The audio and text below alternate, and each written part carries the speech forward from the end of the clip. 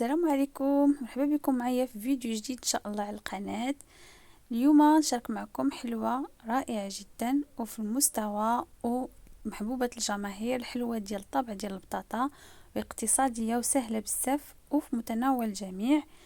بالنسبة للمكونات عندي زبدة مارغرين 250 غرام، وعندي 2 كيسان كبار ديال السكر الخشن ديال السنيدة وقبصه تاع الملح. بالنسبه للزبده خصها تكون شويه بحراره المطبخ باش تساعدكم دغيا باش تقدروا تخدموها. بالنسبه لزيت المائده عندي 2 كيسان قياس العنبه، يعني كنخدموا بكاس العنبه.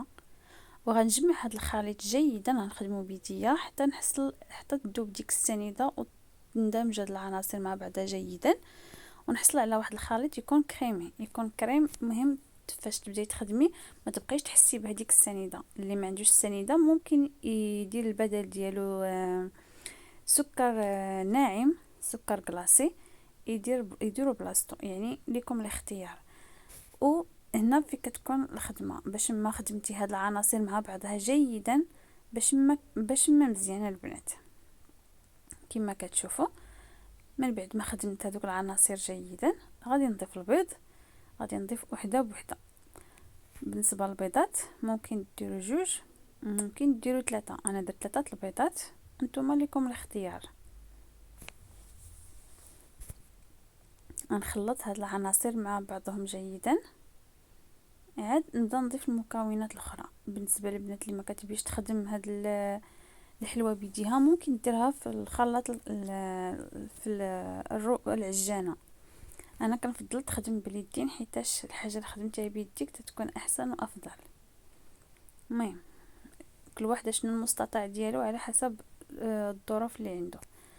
غنستمر بهذه الطريقه هذه حتى نخدم هذه الحلوه جيدا، نخدم هذا الخليط مزيان وعاد نضيف المكونات الاخرين.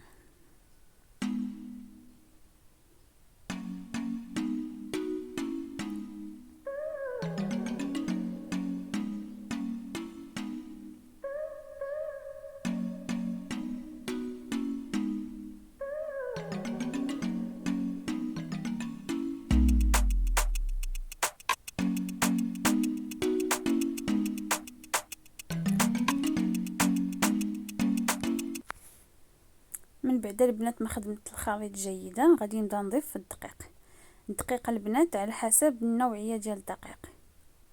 هنا عندي النوعيه الجيده، غادي ما نقدرش نقول لكم بالضبط تقريبا شحال خدات معايا. المهم الدقيق تيبقى عينك ميزانك. انا بديت كنضيف في الكيسان ديال العنبه، يلا ضفت 2 كيسان. دابا هو كيبقى الخليط خاصو يكون ما تكونش العجينه ديالها تكون قاصحه، خاصها تبقى لينه تكون رطبه هكذا باش كتجي ديك الحلوه هشيشه. حيتاش ما نقدرش نعطيك العبار بالضبط شحال، حيتاش يقدر يشرب لك داك الدقيق كتار، يقدر يخليها لك جاريه شويه، يقدر. المهم البنات هاد الحلوه كتبغي عينك ميزانك. تقريبا كيلو ديال الدقيق تقريبا شيت منه، انا شاط ليا تقريبا منه كاس ديال العنبه. كيلو ديال الدقيق شاط لي فيه كاس ديال العنبه البنات. وانتوما وشوفوا على حسب النوعيه ديال الدقيق اللي عندكم، ما نقدرش نقول لكم. بالنسبه للبنات هذا اللي ضفت دابا 2 كيسان ديال الكوك، عفوا ضفت 2 كيسان ديال الكوك نوعيه الجيده. ودرت 2 خمارات كما كتشوفوا، ضفت 2 خمارات ديال الحلوه. غربلهم هادو باقيين جدادات ما فيهمش حبيبات ولا عندي قدام ولا شي حاجه. ضفت 2 خمارات وعاد غنبدا نضيف في الدقيق دابا كما كتشوفوا. عفوا سمحوا لي راني تلفت كبيره، قلت لكم هذوك 2 كيسان ديال الدقيق، هذوك 2 ديال الكيسان ديال الكوك. هادو دابا غادي نبدا نضيف يكون الدقيق كما قلت لكم. بالنسبه للدقيق انا شاط ليا منه من كيلو ديال الدقيق كاس ديال العنبه. الدقيق بالنسبه للدقيق انا ديجا عندي مغربل، وعندي دقيق هذا ديال الحلويات، ماشي الدقيق العادي، حيت الدقيق العادي راه تيكون تعطي واحد النتيجه مغايره النتيجه ديال الدقيق النوعيه جيده. انا كنحاول نبسط لكم وتفهموا اكثر. غنستمر بهكا. دابا انا كنجمعها بالاطراف ديال الاصابع ديالي ماشي كنعجنها ولا سميتو، حيت راكم عارفين الحلوه هكا ما كتبغيش تدليك ولا شي حاجه، غير كتجمعيها بالاصابع ديالك. ضفت الكاس الثاني كما كتشوفوا. غنستمر بهذه الطريقه هذه البنات، نبدا نضيف الدقيق شويه بشويه حتى نجمع الخليط اللي عندي. وما تخلي وما تحاولوا ما تقصحوهاش، خليوها تكون لينه، تكون رطبه، تحسوا بها رطيبه هكذا. كتعطيكم نتيجه زوينه، وكتعطي البنات كميه تبارك الله كثيره الصراحه، كتعطي واحد الكميه زوينه كما كتشوفوا.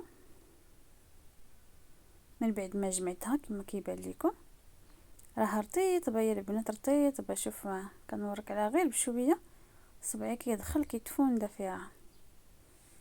فوالا شوفوا باش تجمعيها هشيشه، خاصها تكون بحال هكذا، تكون هشيشه. ما تقوليش لا راه خاصها مازال دقيق، لا، تكون هشيشه. بالنسبه للطابع، عندي هذا الطابع صراحه قديم، هذا ديال عكوزتي، خديته من عندها. تما خلطت البنات السنيده والكوك. من الاحسن اللي يعجبكم، يا ديروا السنيده والكوك يا ديروا السنيده بوحدها، كل واحد والاختيار ديالو. عفوا. بالنسبه للطاوه انا خديت بابي كويسون، وغادي نبدا ندير الحجم اللي بغيت انا. الصراحه البنات كتعجبني هاد الحلوه ديال الطابع تكون شويه كبيره، يكون الحجم ديالها كبير. اش درت البنات؟ درت طاوه فيها حجم كبير، والكميه اخرى اللي شطات ليا درت حجم صغير. بالنسبه للعجين اللي بغى يخليه يرتاح يخليه، انا الصراحه كنت مزروبه به ما خليتوش يرتاح، هذاش بدا كيطيح الظلام، و ما خليتهاش ترتاح الصراحه. ولكن ديجا هي رطبه لينه دغيا دغيا ما كتلقيش معها مشاكل. كي اللي كيبغي يخليها يرتاح واحد 5 ديال الدقائق، ولا كل واحد والاختيار ديالو. المهم هادو غير بعض المعلومات وصافي. نستمر انا في بحال هكا في نكور هاد العجين ديالي، ومعاد من بعد نبدا نطبعها. بالنسبه للبنات هاد المكونات كاين اللي كيبغي يزيد عليها القشور ديال الليمون او القشور ديال الحامض، كيبغي يجدد هاد الحلوه هادي. انا فات مني صراحه درتها بالقشور ديال الحامض، جات غزاله رائعه. ولكن هاد النوبه الصراحه ما كانش عندي الحامض، درتها غير عاديه وهكا كتجي رائعه وكتجي مقرمشه ديال دوازاتاي ودغيا كتوجد. الصراحه ما كتديش معك حتى نص نهار تتوجديها دغيا. كاع الا كان العوين بغيتي ديري 2 كيلو ولا شي حاجه دغيا كتصايبيها. كنتي غير بوحدك ممكن ديري غير كيلو البنات وكتجيك رائعه وزوينه. كتحافظي عليها فشي سطل بحال هكا وكتسدي عليها، كتبقى لك ما كتبرد ما حتى شي حاجه. المهم انا نستمر بهذه الطريقه حتى نسالي ان شاء الله.